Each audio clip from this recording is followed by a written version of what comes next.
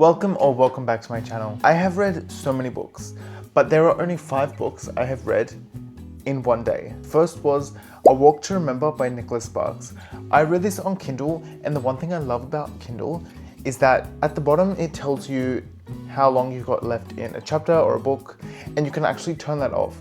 So what I did is I turned it off and just kept going. And the chapters are really short, which is great. I love short chapters. And because I had seen the movie maybe 10 years ago, I wanted to finish the book and then watch the movie that night. So I set myself a goal. I was like, okay, we're going to finish this today. And it took me maybe 3 hours. It's a very short book. The movie is better than the book.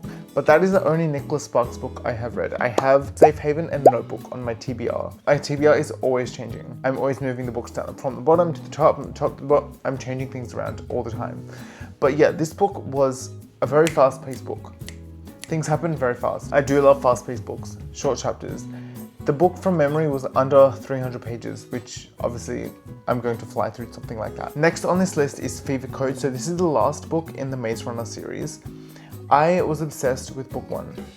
Books 2 and 3, I preferred the movie just because I was obsessed with the movies years ago.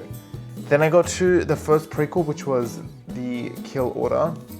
Was not really a fan, just because it introduced new characters and I was already familiar with the original main characters. And one thing I was always so interested in when I was reading the first Maze Runner book was how they built the maze, how they came up with the maze, how these kids got into the maze and how they became part of an experiment. And this book does a really great job at really explaining that. And you fall in love with these characters all over again. You do feel empathy for Wicked, and I read this in one day because James Dashner writes short chapters. Again, any book with short chapters, I will fly through. I will get through that book so fast. Started in the morning, finished in the afternoon, and then I was done. And this was a great end to an incredible series. A very, very good series. Next is Yellowface. I read this book straight after A Little Life, and A Little Life was so boring for me. It was so draining.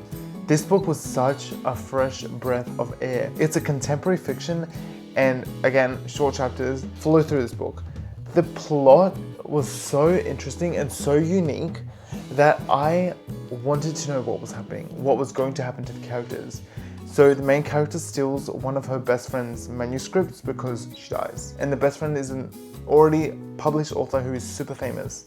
So the best friend obviously steals the manuscript, becomes super popular as an author. Then she gets haunted by the ghost of the original author. This book was very well written and it's becoming a TV show, and I can't wait to watch it. I can't wait to see who gets cast in it. I can't wait to see how well it gets put together. It took me a couple of hours to read this. Next is Brave New World.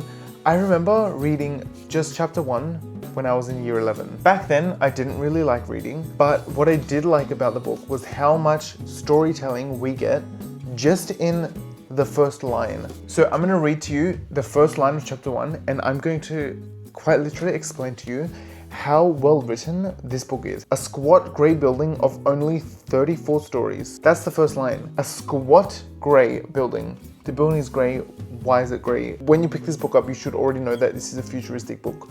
Why is the building grey? So there's a dull of color of only 34 stories. If something is 34 stories tall, I'd be like, that's like a tower. But it's only 34 stories, telling you already in that first line that there are more buildings taller than 34 stories. That a 34-story building is nothing in this book. So I was drawn right into this book. I haven't read an old English book since Frankenstein last year. I love the way this is written. I really wish that authors would write like this again, because I feel like this is where literature was at.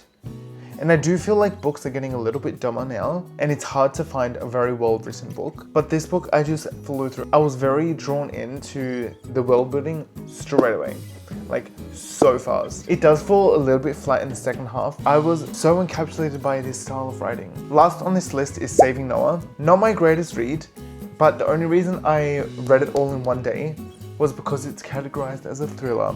I love a good thriller book, so I was expecting a plot twist right at the end.